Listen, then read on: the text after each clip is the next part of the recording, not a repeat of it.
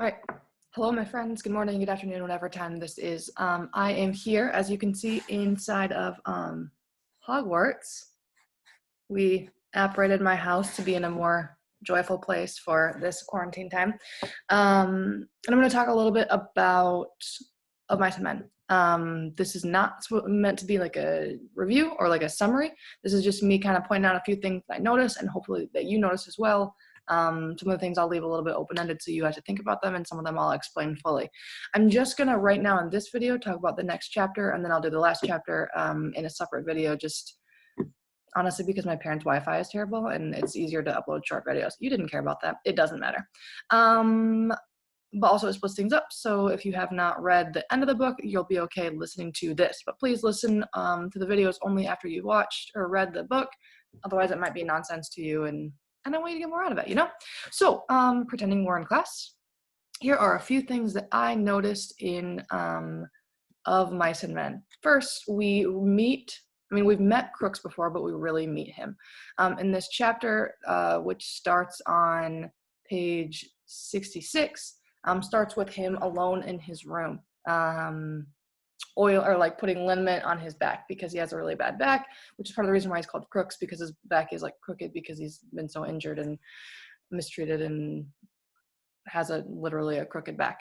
You may notice that Crooks seems to have more things, right? It's kind of interesting that the last chapter started with a long description about the bunkhouse where all the migrant workers work or live, and this one starts with a pretty long description about where Crooks lives and spends his time, and there it literally says like he has more things, and so it's off almost hopeful, right, that he has more things, and yet you may notice like he's alone. He's the only one who's in there, which if you read the chapter, you know, truly I think matters a little bit.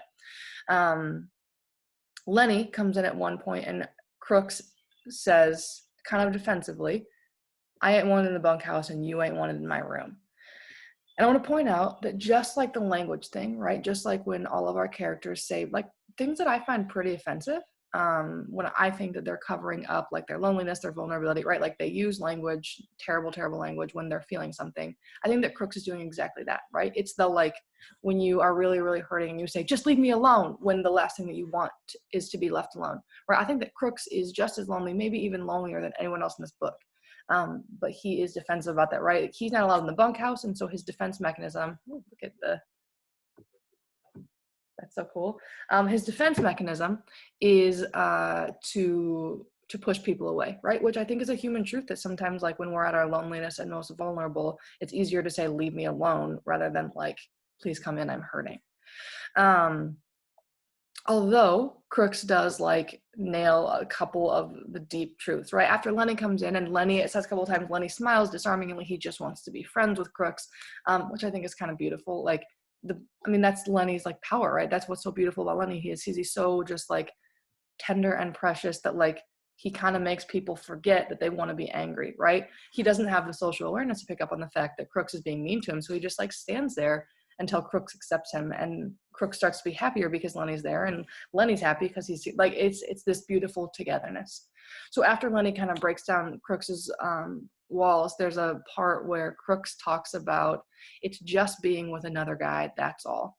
Like he hits it exactly on the head, the power that like that the other people have that he doesn't, right? He's able to see that because he's so far removed. He has no one, so he's able to articulate something that makes the biggest difference in the world is being with another guy.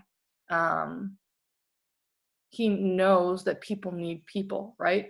And after Lenny has kind of broken down his anger and like his frustration and his pushing Lenny away, Crooks actually turns out to be like pretty right about that. On page 75, Candy comes in and like you see a change in Crooks, right? This change that Lenny has brought about in him by just being there.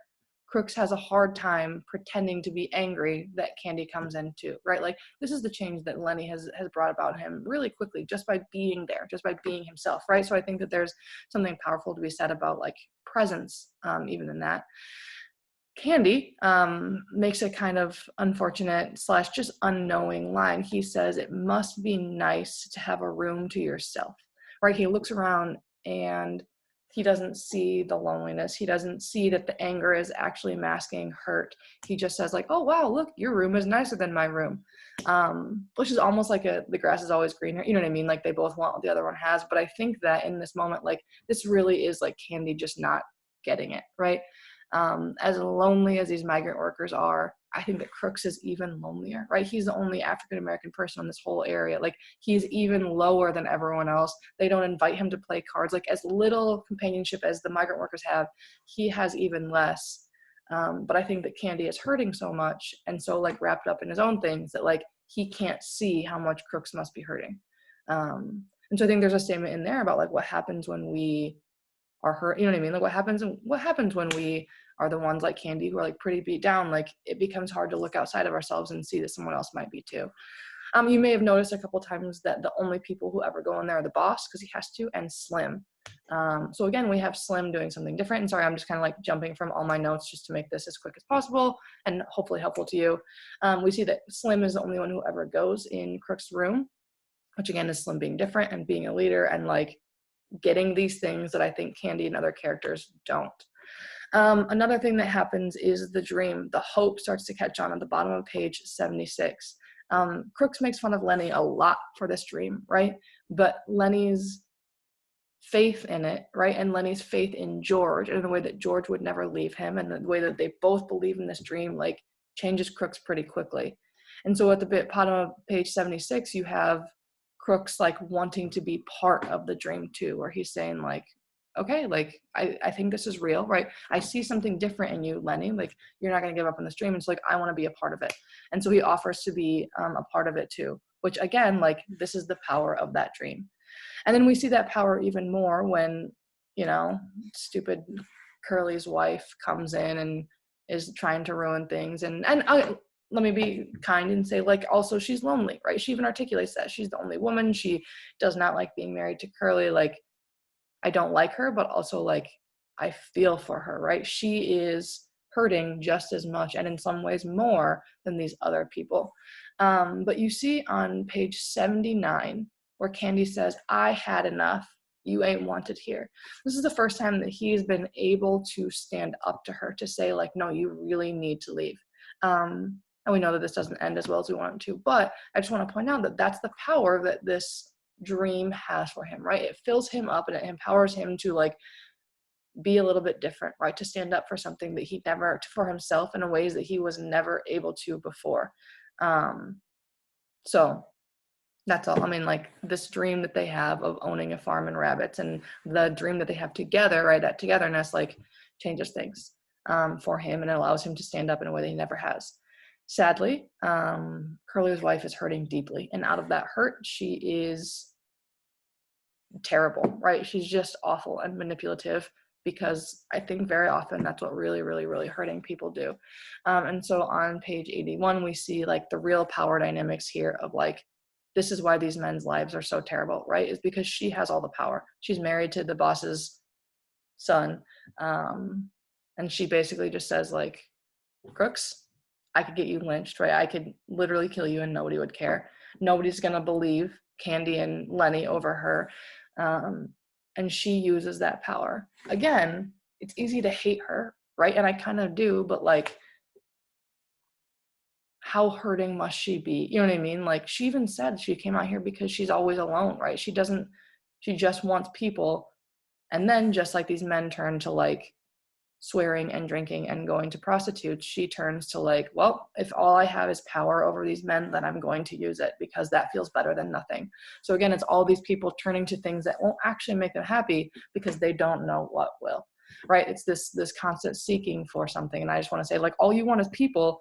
Stop pushing people away, but that's what they're all doing. And I think that that's what the author wants us to start questioning, right? Like, in what ways, I'd like to think I'm not a Curly's wife, but in what ways do I like act terribly out of my hurt or out of my loneliness or out of my insecurity? Because we see that in all these characters over and over and over.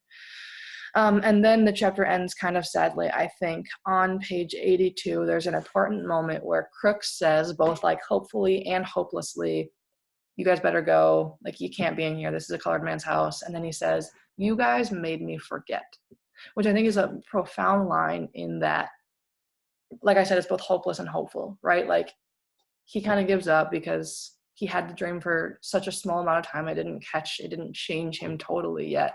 So he says, like, you made me forget that all I am is a colored hand. You made me forget that I'm not as good as you. So like, you better leave because this is my reality. But at the same time, that dream had that power to make him feel like somebody for a second, right? And so we can see that like there is something more, right? And this power of this dream that Lenny and George and Candy have, and the togetherness that they have, can make somebody forget that they are quote unquote like less than, right? We know that he's not actually. So the power that that dream and that hope has to bring out the truth. Sadly, it doesn't seem to catch on to Crooks because he had it for such a short amount of time, and because Candy's wife came in and like ruined everything. But we can see both the power and then also the sadness of like when he gives up on it. And then in case you didn't notice it, the chapter ends exactly the same way that it started, right? Crook sat in his bunk and looked at the door. He pulled out the liniment on his palm, yada, yada, reaching around. He fell slowly, rubbing his back. That is exactly what happened in the beginning, even like word for word parts of it. And so like this is, I think the author is trying to make this contrast here of like, this is what like things will just keep going. This is a cycle that won't end if there's nothing to hold on to, right? If you don't have someone, if you don't have a partner like George and Lenny have, if you don't have like this dream that they have together, if you don't have that community, like this is what's going to happen. It's just going to be the same over and over and over. So there are some thoughts there. I bet a lot of you picked up on a lot of that. I hope that some of this was helpful. And if it wasn't, then I don't know. But I'm going to upload this and then upload the other one about the end of the chapter in just a second. You're great. I miss you.